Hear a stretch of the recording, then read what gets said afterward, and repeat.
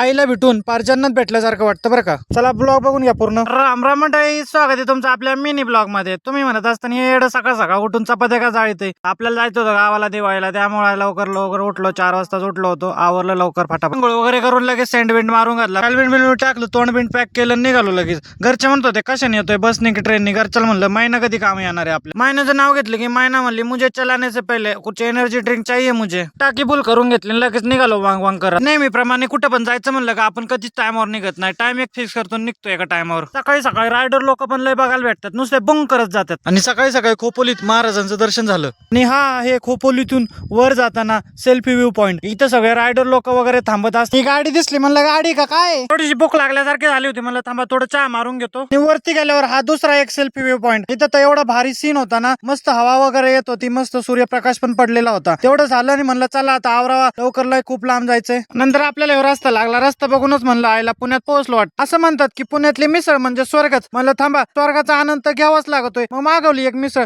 मस्त पैकी सजून आली होती. आणि पहिला घास घेतला आणि म्हणलं हा ती स्वादिष्ट आहे हे जेवण. लवकर लवकर खाल्लं, डोळ्याला गॉगल लावला, निघालो. नंतर पोहोचलो रांजणगाव गणपतीला. परत एकदा खराब रस्ता लागला. म्हणलं अरे आता तर पुण्यातून निघलो. म्हणलं नाही हा तर रस्ता आपल्याकडचा. आपल्याकडे पण काय चांगले रस्ते थोडी. हे जंगल वगैरे पार केलं आणि पोहोचलो डायरेक्ट वॉशिंग सेंटरला. म्हणलं महिन्याला थोडी धुवून घ्यावा, कारण दिवाळीमुळे तिची पूजा पण करायला लागली. म्हणलं असं विदाऊट अंघोळी घातल्याशिवाय आता पूजा तर नाही करू शकत ना, म्हणून घेतली धुवून फटाफट. त्याला म्हणलं लवकर आवर बाबा, जायचंय मला लवकर घरी. नंतर आजीबाईने आपल्याला केळी सफरचंद सांगितले होते, म्हणून घेऊन आलो. मग पोहोचलो आपण आपल्या गावात. काय नाही, कोण नव्हतं, सगळं वसड पडलं होतं गाव, कोणच दिसत नव्हतं. घरी पोहोचलो पहिली आपल्या आई साहेबांना मिठी मारून घेतली, कारण या मिठीत जे सुख आहे ना, ते जगात कोणत्याच कोपऱ्यात सुख भेटणार नाही, एवढं सुख आहे. टाइमपास करत तिथे बसलो होतो. आई साहेब मला शिकवत होत्या मोबाईलचं काय असतं, कसं नाही, ते कसं युट्यूब लावायचं, कसं व्हिडिओ लावायचं, ते मला शिकवत होते. म्हणलं बरं. बसल्या बसल्या अण्णांनी मला हे सीताफळ खायला दिले. म्हणले खा, तिकडे तरी कुठं खायला भेटत आहे. म्हणलं बरं खातो. गावाकडे आलं की हीच ती मजा असते, काय बी खायला भेटत आहे. संध्याकाळी चहा वगैरे पिलो. अण्णाला म्हणलं अण्णा काय करता. अण्णा म्हणलं डोंट डिस्टर्ब मी. बाई म्हणली नुसतं बसलाय मोबाईल बघत, उलसे कानाला वगैरे करू लागत. बाईला म्हणलं बाई तुम्ही करा की, मी खायला हाय की. झाली आपली संध्याकाळ. चला भेटू नेक्स्ट व्हिडिओ मध्ये. तुम्ही काय लाईक फॉलो करून